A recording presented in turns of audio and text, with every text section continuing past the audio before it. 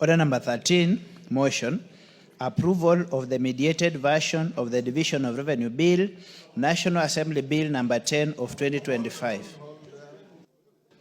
Majority Leader's Thursday statement. Yes. Thank you, Honorable Speaker. The clerk was in a rush. Honorable Speaker, pursuant to the provisions of Standing Order 44-2A, I rise to give the following statement on behalf of the House Business Committee, which met on Tuesday, 17th June 2025, to prioritize business for consideration during the week. Honorable Speaker, if you can protect me from Honorable Farah Maalim and Honorable KJ, they are very close to me. And this is why, Honorable Speaker, because members don't ordinarily listen to this statement, that is why you hear the Honorable Wamuchomba not being aware what business was being transacted in the week. So it is important. Honorable Wamuchomba, just be courteous to your colleagues. He was not being rude. He just said you missed the point because people didn't listen. Order, Wamuchomba. It is out of order and indecent for a lady to tell another member, kwenda huko wewe. You should not behave like that. Order, Honorable Wamuchomba. You know, Honorable Speaker, thank you for your protection. I was making this point not just for Honorable Wamuchomba's sake, for the sake of all members of Parliament and the country at large. Honorable Wamuchomba might have been here yesterday, but she clearly was not aware that the finance bill was being transacted on yesterday. We finished with debate on second reading the day before.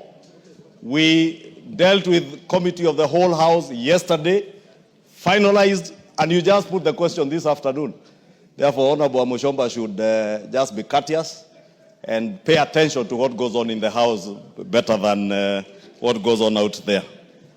Honorable Speaker, with regard to business now scheduled for Tuesday next week, the House is expected to continue with consideration of the following bills, should they not be concluded today.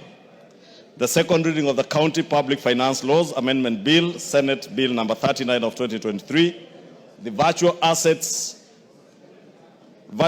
Service Providers Bill of 2025, and the Kenya Institute of Primate Research Bill of 2024.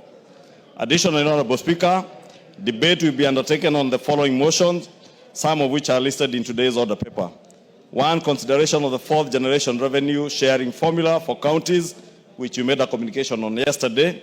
2 is consideration of Senate amendments to the National Disaster Risk Management Bill, National Assembly Bill number 24 of 2023, and resultant committee of the whole House. 3 is consideration of the performance audit report on the provision of services to persons with disabilities by the National Council for Persons with Disabilities. And 4, consideration of comprehensive economic partnership agreement between the Republic of Kenya and the United Arab Emirates. Honorable Speaker, in accordance with the provisions of Standing Order 44A, 5 and 6, I wish to convey that the Cabinet Secretary for Interior and National Administration, as you had directed, is scheduled to appear before the House on the afternoon of Wednesday, 25th June 2025, to respond to the following concerns raised by members regarding the circumstances surrounding the death of Mr. Albert Ojwang. In addition, the Cabinet Secretary will respond to the following questions. Question number 058 of 2025 by the member for Rarieda, the Honorable Otiende Amolo MP, regarding police brutality against peaceful protesters and unarmed civilians. 2, question number 059 of 2025 by the member for Nairobi County, the Honorable Esther Passaris MP, regarding the implementation of the body-worn cameras in the police force. And 3, question number 060 of 2025 by the member for Suba North, Honorable Millie Odhiambo Mabona MP, regarding the deaths of persons while in police custody. Honorable Speaker, as I conclude, I wish to remind members that the House is scheduled to proceed for a short recess next week. As such, members should note that the House may be required to sit longer or have additional sittings on some days to conclude priority business before proceeding on recess at the end of that week.